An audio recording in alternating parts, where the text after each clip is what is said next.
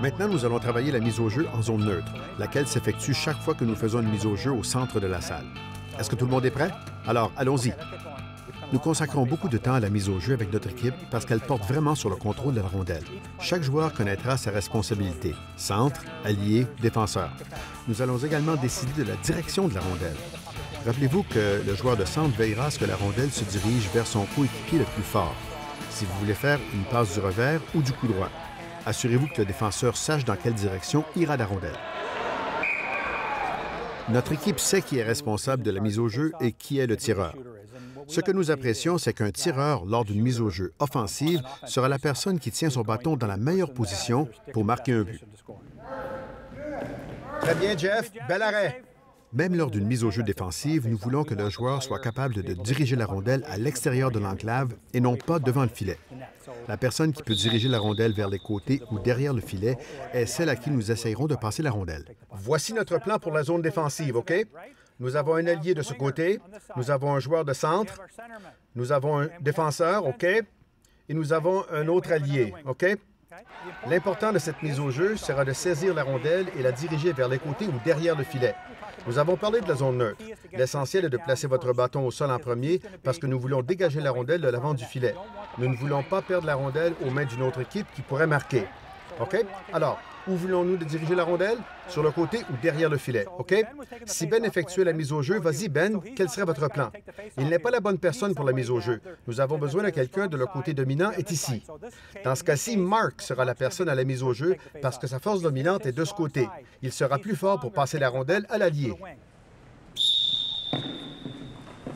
Ce dont nous avons parlé avant concernait le tout début de la mise au jeu. Tout le monde sait qu'il y a des marques au sol pour indiquer où sera situé le sac de mise au jeu des deux côtés de la rondelle. Chaque joueur doit placer son bâton sur une des deux lignes. L'important est d'être capable de baisser le bâton au sol en premier parce que nous voulons favoriser notre côté dominant pour contrôler la rondelle. Dan, ton côté dominant sera ici. Tu as baissé ton bâton au sol en premier, de sorte que nous avons eu le contrôle de ce côté de la rondelle. C'est l'élément important. Le bâton au sol en premier, sachez où diriger la rondelle. Le défi est la vitesse. Pour la personne qui effectue la mise au jeu, nous travaillons quelques exercices rapides au cours desquels la rondelle est au sol. Nous n'avons même pas de défenseur et nous soufflerons simplement le sifflet. Coup de sifflet, mise au jeu. Coup de sifflet, manier la rondelle, manier la rondelle, manier la rondelle. Ce qui est bien avec le hockey intérieur, c'est qu'on ne laisse jamais tomber la rondelle. Elle est déjà en place. Nous soufflons le sifflet et les joueurs essaient de s'emparer de la rondelle. La prochaine partie de la mise au jeu est le tir rapide du défenseur.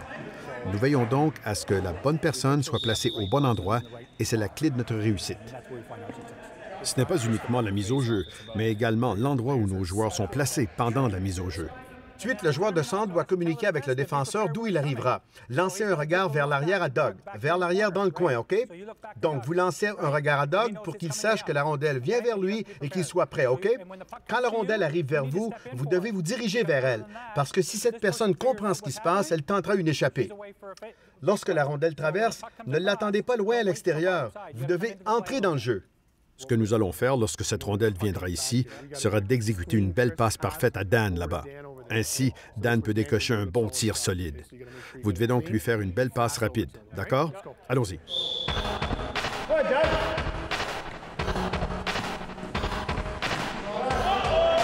Tout revient à la possession de la rondelle.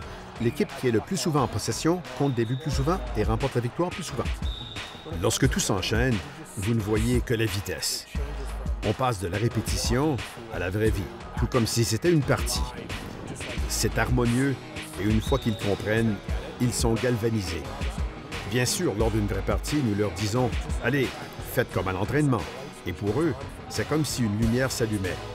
C'est gratifiant pour eux d'avoir du succès lors de ces jeux ou tous ces exercices que nous pratiquons. Tout le monde en sort gagnant.